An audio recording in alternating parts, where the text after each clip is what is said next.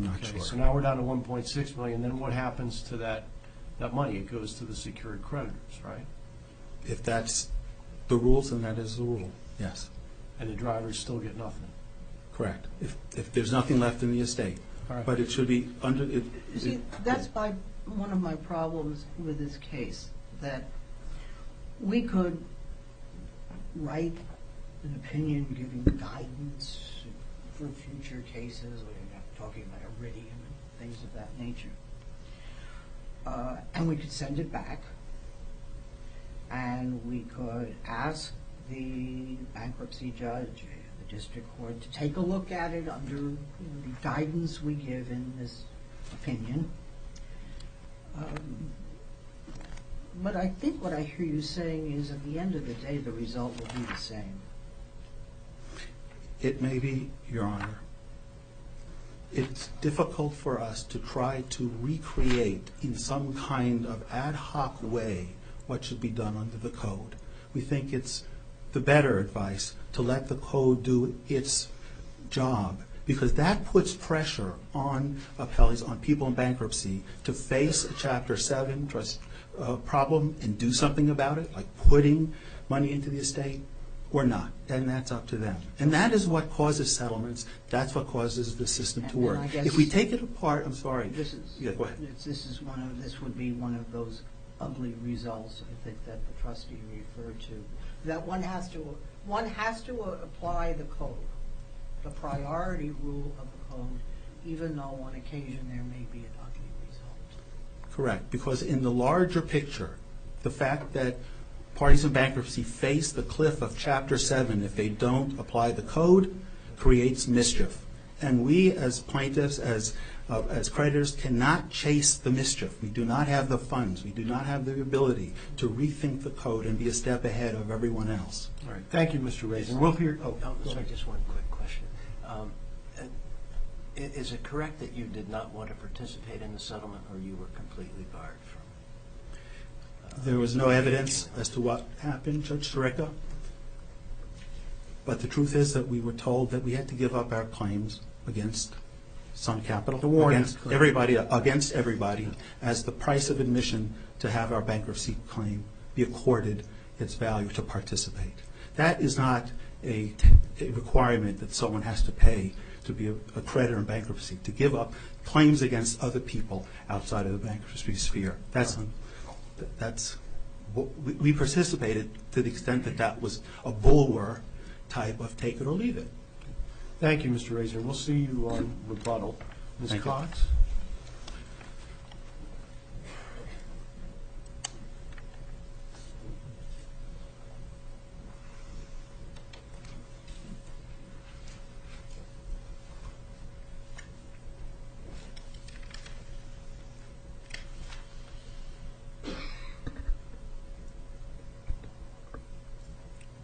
Good morning. May it please the Court, I'm Wendy Cox. I'm with the Department of Justice, and I represent the amicus, the United States of America, in this case. The United States briefed two issues in this case, just two, the equitable mootness issue and the issue of whether the bankruptcy court may confirm a settlement that distributes assets in a way that does not comply with the code's priority scheme. The United States is prepared to stand on its brief with respect to the equitable mootness issue unless there are any questions. I should have asked Mr. Reisner why he didn't seek a stay. I have no questions. Okay, then. You put that first. I found that curious. You inverted the arguments. Is that a sign that the equitable mootness argument is of more concern institutionally to your office than the other argument? Well, I think they're both of great concern to our office, but the equitable mootness argument is of great concern to our office. We've made an argument. We've tried to get that argument before the Supreme Court, but they haven't taken it before. We really feel that if the equitable mootness doctrine is expanded in any way, shape, or form, it not only deprives appellants of their rights to appeal, their statutory rights to appeal, but it also has the effect in bankruptcy of really strangling the development of binding appellate precedent on important, and here you can see recurrent, bankruptcy issues. Well, our And- Semprud opinion just of 2013 made it very clear how rare it will be that equitable mootness will prevail as an issue. It was very, very strong.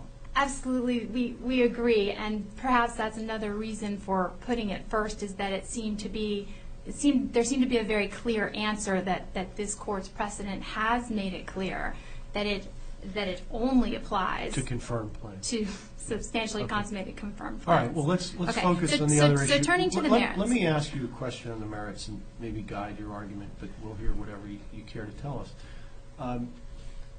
The code doesn't prohibit structured dismissals, but nor does it explicitly authorize them. So does this case come down to who has the burden here?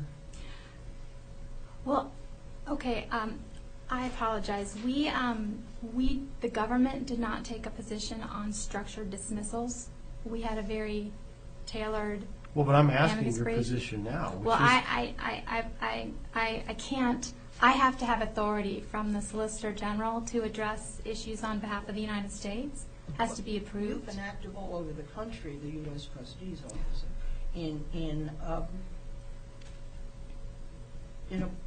objecting to settlements that violate the absolute priority rule and structured And- dismissals, as I understand it. Well, as amicus, we felt that we were only able to raise a limited number of issues. We had we were restricted in what we could raise, so we raised what we believed to But be you the didn't strongest and most you straightforward. didn't appeal to the district court, right? That's why you're In amicus this here, case, right? in this case, we did So, not. so we didn't- I guess we should take that as a signal that your office was okay with what the bankruptcy No, court no, I strongly did here. disagree Well, then why with that. you didn't the appeal? reason we have very good reason for not appealing. It was really a question of prosecutorial discretion. We didn't appeal because we had a very similar case raising substantially identical issues before the same court at the same Don't time. you have to get permission to appeal an issue?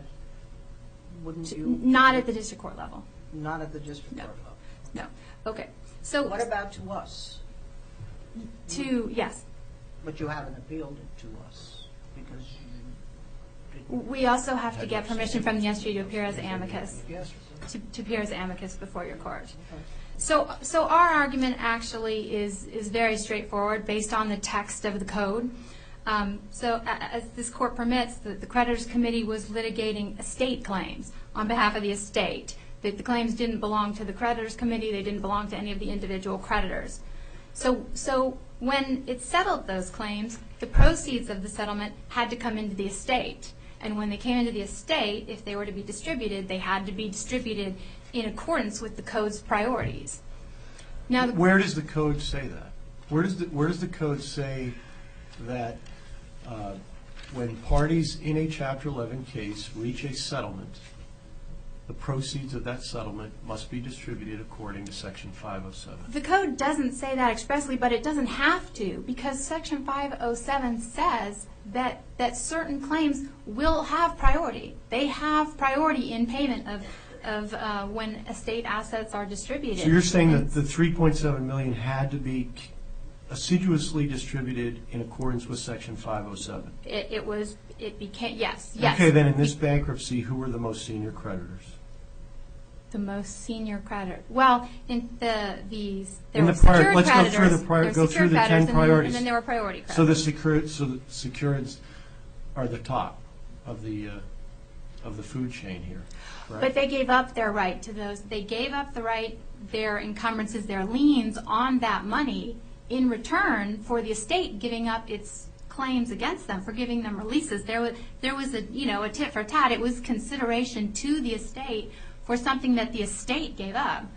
So the money became the estate's money, and then it had to be distributed. It couldn't be distributed to creditors with no priority when creditors that were guaranteed priority by Section 507 were getting nothing. And that's not something that's subject to equitable considerations. That's not the code.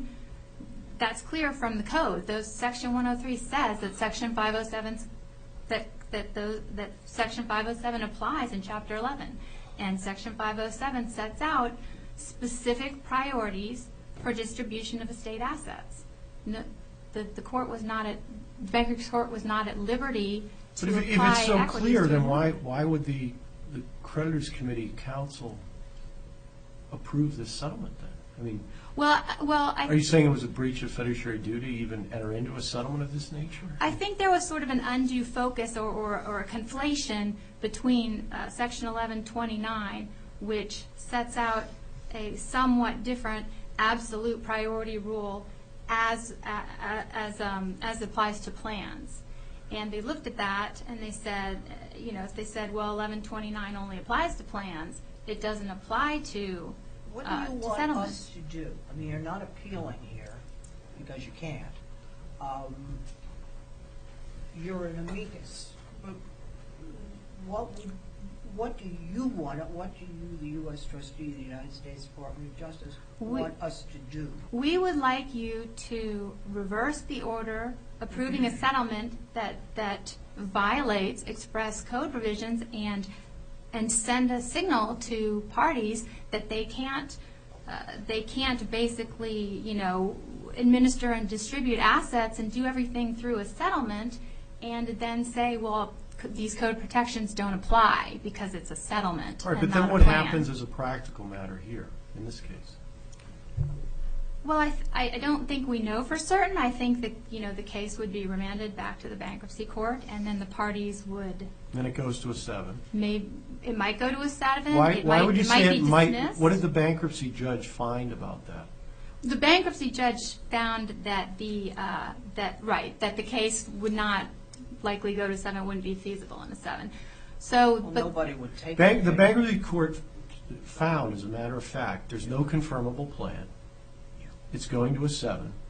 There's $1.7 million that the trustee in the 7 has, and that 1.7 million is secured by the $50+ million in secured creditors, so that there's no money to fund. The only real asset of the estate, correct me if I'm wrong, is the chosen action to pursue the LBO litigation, right? right. And the bankruptcy judge found, as a matter of fact, that wasn't a viable claim. But even if it were a viable claim, there was no money to prosecute that claim.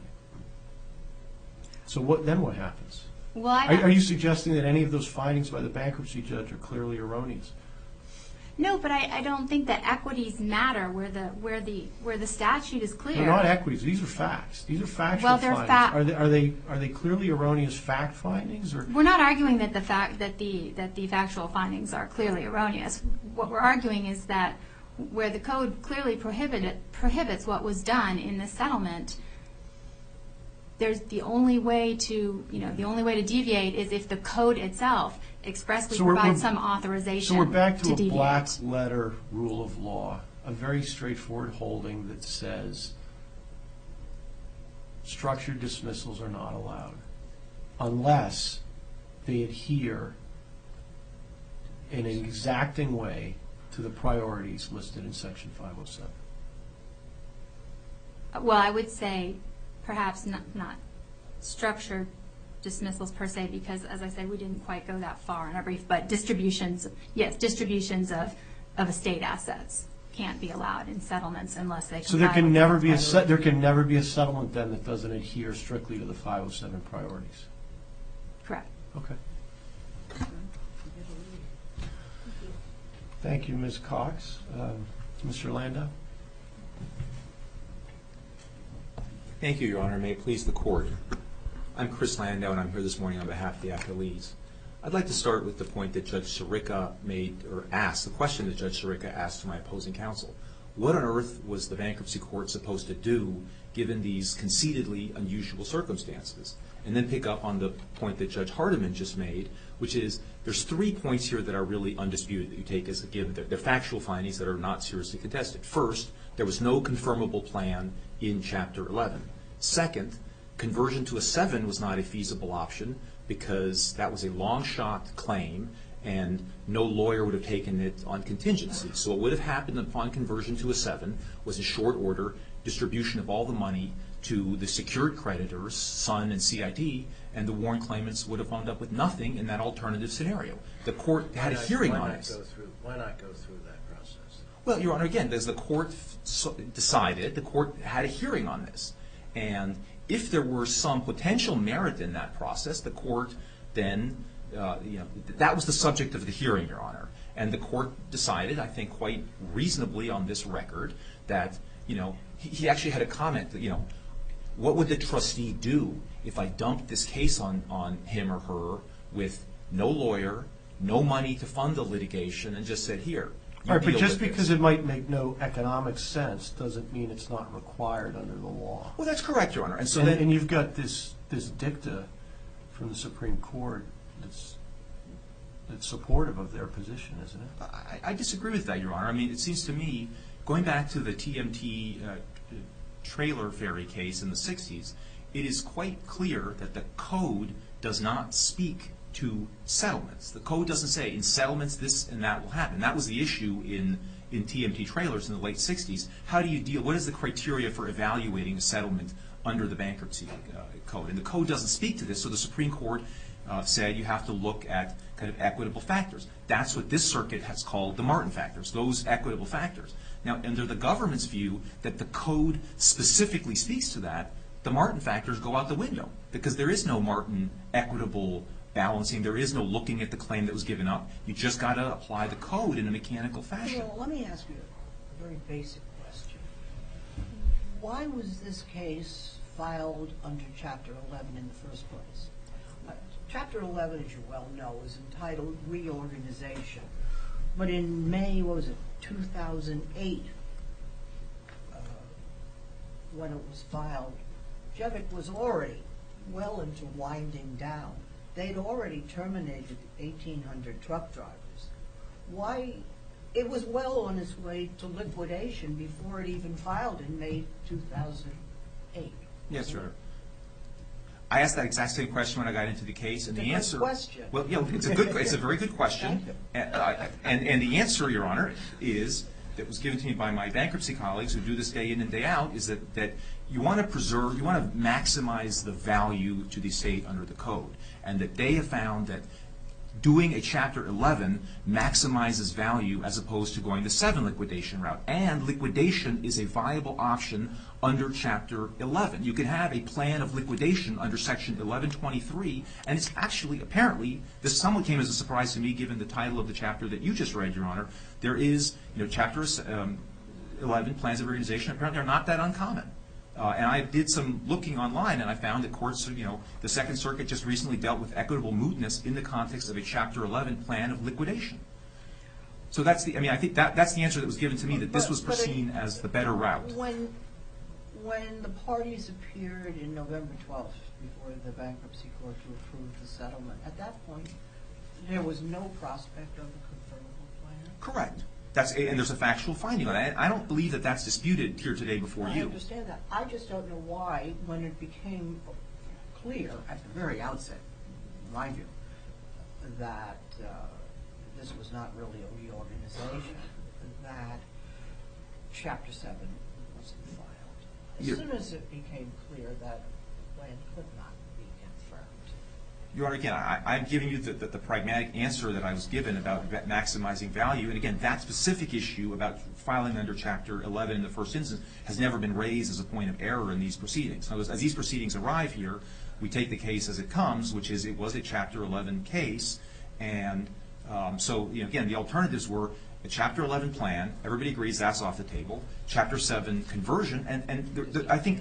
All right, but there's another alternative. Why wouldn't it have been more fair and equitable and more consonant with the structure of the bankruptcy code to require the following?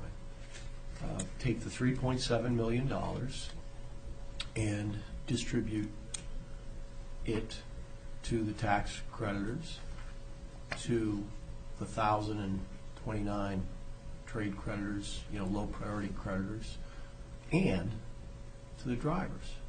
In some sort of pro rata Right, that was the- distribution in accordance with their relative positions under 507. Right, that was the third point I was going to make. In other words, the three kind of predicates here are no Chapter 11 confirmation, no Chapter 11 plan, no Chapter 7 liquidation that would be feasible, and no better settlement. Because, as I think, There was a better settlement, it's just that CIT and Sun were insisting that the drivers get nothing unless they give up their Warren Act. well, again, the way a settlement works, everybody gives and takes a little bit, and the Sun and the drivers, again, there was a colloquy earlier about did they participate? They kind of said, we were shut out. There's factual findings in both the district court and the bankruptcy court that that's not true. They were not shut out. They participated in negotiations, but ultimately decided, which is their right, that they don't want to cut a deal like other priority creditors did. Yeah, I thought the charge was that they wouldn't have contributed any money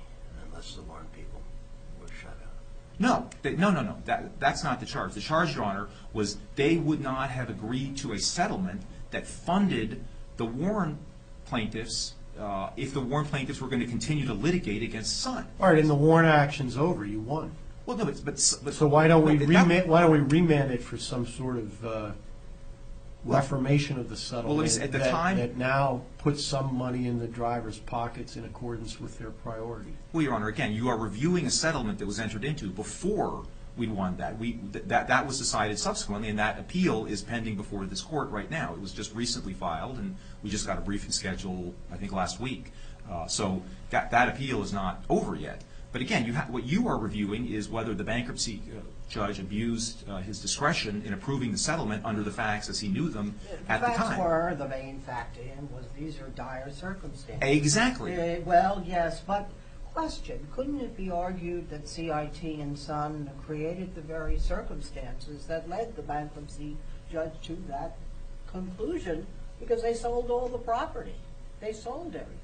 Well, Your Honor, again, Everything was sold. but nobody's saying that they did anything wrongful here. That's well, not a... I mean, maybe it's not wrongful, but there's a smell test, isn't there? I mean, and then, I don't know. I mean, because of what they did, we are in dire circumstances. Well, again, Your Honor, but that goes to the question that was presented to the bankruptcy court in the first instance in applying the Martin factors. If somebody says, look, there's something fishy going on here, that's very important under the Martin factors. The bankruptcy court didn't find that anybody did something... I'm just asking the question. No, fair enough. It's an innocent question. No, fair enough, Your Honor. I'm sorry if I... How did they get to this point where the circumstances were dire? Well, I think they were... Why was there no money left? Well, because they had a very secured creditor. They had CIT, which had the top security, and when a lot of the assets of the debtor were being liquidated and sold off, that money went to CIT. That money would not have gone to the Warren plaintiffs anyway.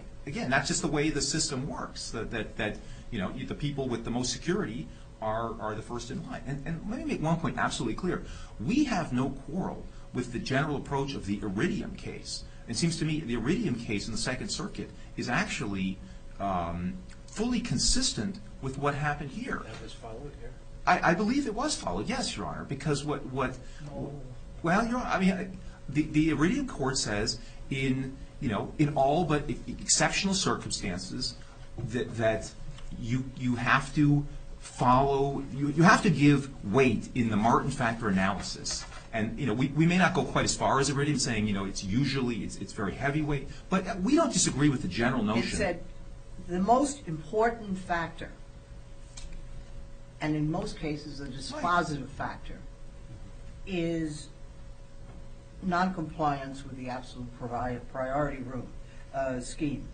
And it says only when the remaining factors weigh heavily in favor of settlement. And I think here You're not trying to upset that standard. And the absolute priority violation is a very minor violation. Only then will the settlement be approved. Well, I'm not sure about what it says minor. It does. Okay. To endorse the settlement if in some minor respects it does not comply with the absolute priority rule. If the parties justify it and the court clearly states its reasons for deviation. I don't see any clear statement here if you say you don't have any problem with iridium, again, that the bankruptcy judge has done that. Put it this way, Your Honor, I mean, I don't necessarily want to say every last word in that statement that Your Honor just read.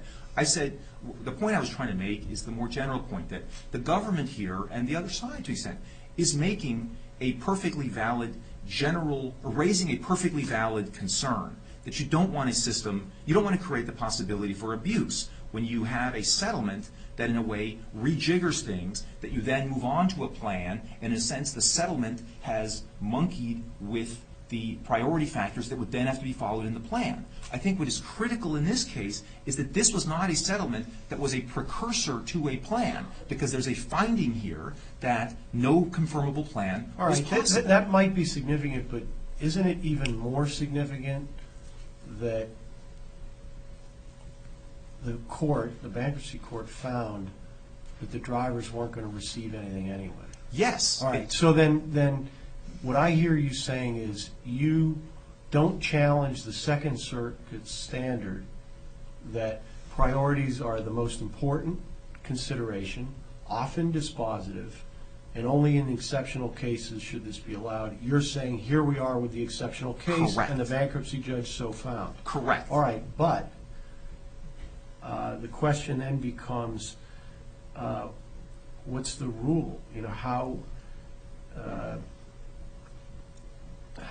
should that be articulated? Do we open the door to sub rosa plans? Right. Well, I think you do. I think that's a legitimate concern. We agree. But again, a sub rosa plan presupposes, in a sense, that you are using the settlement as a way to evade the requirements for a plan. You can't have a sub rosa plan if there was no ultimate plan that you are circumventing or trying to evade. I think that's the point. In other words, there's no evasion under these cases. I think Your Honors it's a little bit hard to have, I think, a one-size-fits-all absolute rule here. I think that's why I asked the spell test question about this really never was a Chapter 11. I mean, this was a liquidation from the outset, from the filing. But even if it were a liquidation, you would still you could have a settlement in Chapter 7. Wouldn't it have gone to Chapter 7 right away? And it didn't. Again, for whatever reason, Your Honor, it didn't, and so we're in this world. And again, we're in the Martin factor world. There is a threshold legal issue which the government has teed up, which is, does the priority system of 507 apply to settlements as a matter of law? We submit that the answer to that clean legal question is no. That going back to Martin and the TNT... Wait, they apply. They're just not mandated. Well, fair enough. Right. Because if I'm a bankruptcy judge, the first thing I'm going to look at is how does this settlement sitting on my desk fit in the scheme of the priority? You're absolutely correct, and I'm sorry if that was not clear. What I meant to say is, is the application of the priority system mandatory in the context of settlements like it is in the context of plan confirmations under 1129 in the Chapter 11 context, or in liquidations under 726, Section 726 in the Chapter 7 context? So should we adopt a rule? Should we adopt a rule then that says the extraordinary circumstances have to be so extraordinary that the fact finder, the bankruptcy judge, has to determine that the creditors who are being skipped, here the drivers, would have received nothing? So in other words, it's a no harm, no foul rule. Plain error. Right, that by preferring these low-level trade creditors, Right. we haven't taken a penny out of the pocket of the creditors who are prior to them. Right. I don't Should know that be Your the Honor, rule? I don't know that you need to say never, that you always must have that situation. But here, where you have that situation, I think there's no question that it's okay. In other words, I think you are marking out one end of the spectrum with this case, where, in fact, what you just said is true. Whether or not this is the only circumstance you would apply it, I don't know that you need to or should, in this case, announce the rule that is broader than that. That's obviously the way the opinion gets written. I think it is hard to imagine many scenarios when you have a scenario where somebody actually, there is some possibility for recovery from them, when it's possible to bypass the code. I guess it's hard to think about all the possible scenarios. I mean, bankruptcies come in so many different shapes and sizes. It was contested back then. It's not as if they were contesting it. Absolutely, well, yeah, I mean, but It's again. not as if it were all the parties agreed to a settlement. No, they were, that's fair, but I mean, but then there was a hearing, exactly as Your Honor said, on November 13th, 2012, everybody came into the bankruptcy court, and there was a hearing, and there were witnesses, and there was cross-examination on, look, what would really happen? And I think this goes back to the point you raised, Judge Sirica, like, what would be the harm of just sending it to Chapter 7? Wouldn't that kind of make it go well with the code? Well, the court found there would be, significant, you would continue to deplete the estate, you would dump something on the trustee, and the court at some point has to make a finding of what's likely to happen. And Chief Judge Shannon is a very seasoned bankruptcy practitioner, and I think he made a very reasonable finding under these circumstances that, these folks, in a sense, are only acting as spoilers because they're not going to get any better off. The warrant plaintiffs aren't going to come out any better. All they're going to do is prevent a distribution that hurts other unsecured creditors who actually get something out of the settlement. They're paying it forward to future drivers or people in similarly situated. That's sort of right.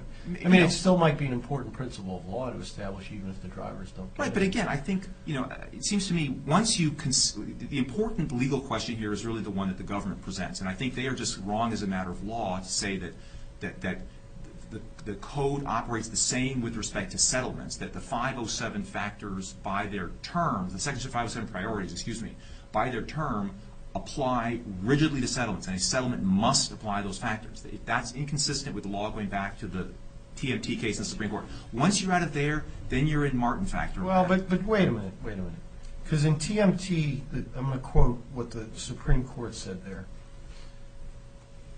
The requirement that plans of reorganization be both fair and equitable applies to compromises, just as to other aspects of organizations. This standard, the fair and equitable standard, incorporates the absolute priority doctrine under which creditors and stockholders may participate only in accordance with their respective priorities. Well, again, Your Honor, how do you get around that? Well, the way that has been played out, and certainly in this court's Martin factor, and again, it can incorporate that, and we don't deny that in applying the Martin factors, in applying the equitable standard, the priority rule is a very important consideration. Again, I think that makes sense. You don't want to have settlements being done as a way to evade the priority system. Totally fair point. You don't want to open the door to abuse. But that doesn't mean that the priority system rigidly applies ipso facto by its own terms in the context of a settlement. You have a more equitable discretion. And that's why the Martin factors don't say the first thing you do is you apply the code no matter what. The priorities are not even in the Martin factors as they're articulated, although we think it is certainly fair, as other courts have done, to say as part of looking at the interest of the creditors under the fourth factor of Martin, it's very important to understand why there is any deviation from the priority system and to justify that. And I think it's fair to say there should be a pretty heavy burden of justification. I just think under any circumstances, that burden was satisfied in this particular case. Let me ask you about equitable mootness. Am I correct in assuming that it's not essential to your argument that the district judge didn't have to use that? Or is it an integral part of your argument? It's not essential. There was an alternative ground to say, look, I think these folks are right on the merits, and the appeal will be affirmed on the merits. In the alternative, I would find that this is equitably moot. Primarily, I think this goes back to a point Judge Barry raised before, and maybe she'll ask counsel on rebuttal, why they didn't seek a stay. To this day, they have never explained why they didn't seek a stay. But so anyway, the short answer to your question is we don't rely on equitable mootness. We think it provides an alternative ground, and we think this is a fairly compelling case for equitable mootness. Even though it does not involve a confirmation of the plan? Yes, Your Honor. In fact, and I'm glad you raised that, because one case, in preparing for this argument, a very recent case just came out from the Second Circuit, which canvasses the equitable mootness doctrine as applies to liquidations as opposed to just confirmed plans. And it's the BGI case at 772 F. 3rd 102, and the discussions at page 109. And again, that came out after the briefing and this case was concluded. But that case applies equitable mootness to actually a Chapter 11 liquidation proceeding, and says in the course of that equitable mootness has also been applied in the context of Chapter 7 liquidations. It's not only, I mean, certainly the considerations underlying equitable mootness are very relevant in a Chapter 7 confirmed plan, but they're not limited only to that. But our Third Circuit law on equitable mootness doesn't support that principle. Well, Your Honor, with respect, I don't know that this Court has actually specifically crossed that bridge. In this one, I think it was an unpublished decision, Athanasios, that the other side cited, there's a footnote that says it is questionable whether equitable mootness applies in the context of liquidations under Chapter 7, but we haven't yet reached that So issue. on the merits, you're telling us then that the fact that there's not a confirmed plan makes all the difference, but on equitable mootness, you're saying to disregard it. Well, Your Honor, I mean, Well, can you seriously argue, and you don't, you weren't going to mention it, I think, with reason, and my reason, and I suggest, is that the district court dealt with it in one paragraph. One paragraph. right. No case citation, no cites to any fact, just one paragraph conclusion. Yes, I mean, And that is not the way an equitable mootness case should be treated. Your Honor, again, going back to my answer to Judge Sirica, we do not rely, equitable mootness is not critical to our prevailing here. We think we have very strong arguments that this was correct on the merits, and that, again, under the unusual circumstances of this case, the bankruptcy court acted well within its discretion in approving the settlement. If there's no further questions, thank you. Thank you, Mr. Landau. Rebuttal, Mr. Raisler? Thank you, Your Honors. Your Honor's questions ripped back the veil and disclosed what is actually going on here. My colleague said he looked online for the answer to why this case did not convert, that Judge Barry asked. But every bankruptcy practitioner knows why a fourth option was invented to allow for this escape with a structured dismissal. It is to have what's called a soft landing for Sun Capital, for CIT, and for those financiers. They don't want to be sued for the things that they did that led to the fact that this company had nothing in its coffers. They don't want the claim to go forward that met the requirements of a motion to dismiss that accused them. But they didn't get a soft landing on the WARN Act. I mean, that your clients, vigorously prosecuted that. It's still being vigorously They asked prosecuted. for it, and They didn't get it. because we stood up to the threat. Right. But it's been used So against us. you're- It's been used So you're against not us. prejudiced. You're going full bore with your WARN Act claims, and maybe you'll get a big recovery. We're prejudiced in every bankruptcy where we're told by the financiers, give up your WARN claims outside of this case or you're getting nothing in this bankruptcy. That is now the threat to us, and it's been used based on this case, and it will be used throughout the country And that's to intimidate. That's why the structured dismissal is a source of debate about whether Congress should do something about it one way or the other, or give Absolutely. some guidance. The whole checks and balances of the bankruptcy structure forces the confirm a plan or go to the 7.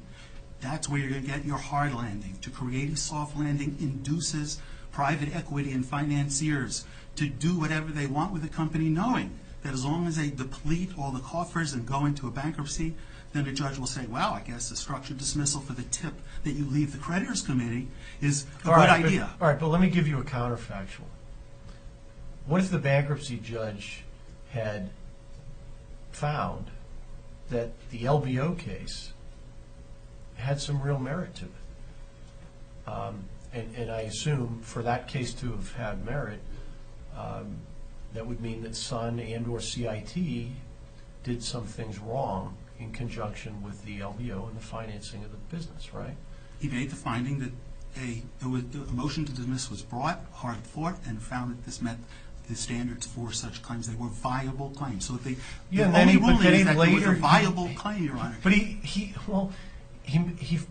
it was viable in passing motion to dismiss, but then he later found, I think he used the phrase, a lawyer who would take this case on a contingency would have to have his head examined. That's an economic decision of a contingency lawyer, And that's a prediction. you could have, right, and I know, I don't want to beat you up on this, hindsight's 20/20, but it wouldn't have been too difficult to put a couple of contingent fee plaintiffs' lawyers on the stand in the hearing. You had an opportunity to be heard, and that was the time to tell this bankruptcy judge, do not be fooled. This LBO action is worth something. So don't sell us out on the cheap here, because this action is really worth something, and here are a couple lawyers who are going to explain to you how much it's worth. Like the $1 million bond, to have taken the equitable mootness to the next level of a stay. to impose on a creditor in a bankruptcy who doesn't have the lawyers paid by the estate to compete on the stand to prove why they should not lose their claim in a structured dismissal is imposing too much. You don't have to pay them. Go ahead. How much significance do we give to the fact that the debtor in possession financing order gave standing to litigate this issue? Is that? It's still the complaint of the estate. It's the property of the estate, that claim. The proceeds from the settlement were all the property of the estate. Is that your Honor's question? Yeah, I mean, it seems to have some significance, but I don't know how far it extends. To the extent of which conclusion, Your Honor? Well, supporting your position. Oh. Well, it supports the position that this is not a gifting matter. The basis of the bankruptcy and district court's decisions in this case were based on something called gifting, not the arguments that have been brought here. These are heard for the first time. Those gifting arguments basically were disposed of, and a new set of arguments have been presented. I don't say they're waived, that there should be a waiver here. But I think that we properly understood that this was not a gifting case, and we litigated that, and we seem to have achieved that. Did you answer the stay issue? We brought the stay in the first instance, and we lost it. We didn't bring it to the district court because of the bond was $1 million. You brought it in the bankruptcy court. Yes, we brought it and it was denied. So we were unable to obtain it, just like the 6 big cases that since Continental that have been all allowed to be appealed without American mootness. In not one of those cases was a stay obtained. Well, you didn't bring it in the district court. You didn't seek a stay in the district. That's right, because we didn't have the means to do that. Well, that was the reason. My question would have been, had I have to, why didn't you? I mean, you just answered it. It's oppressive, and it would have been futile.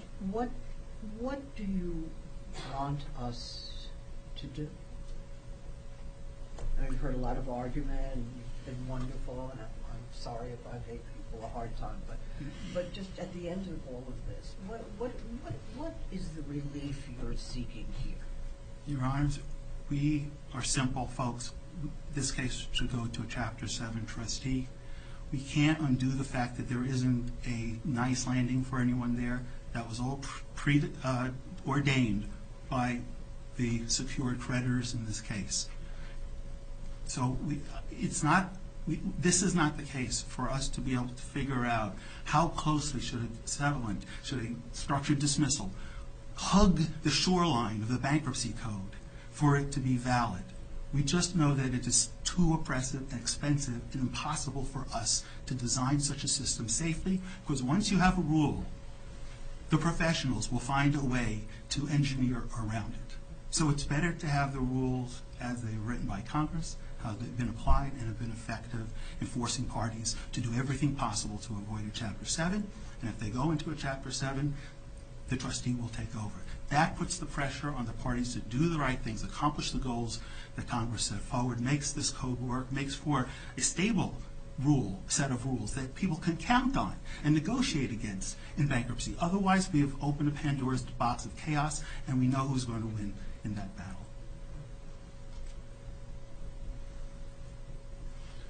Thank you, Mr. Reisner. Panel is grateful to counsel for both sides for the truly outstanding briefing and argument. Thank you. We'll take the matter under advisement.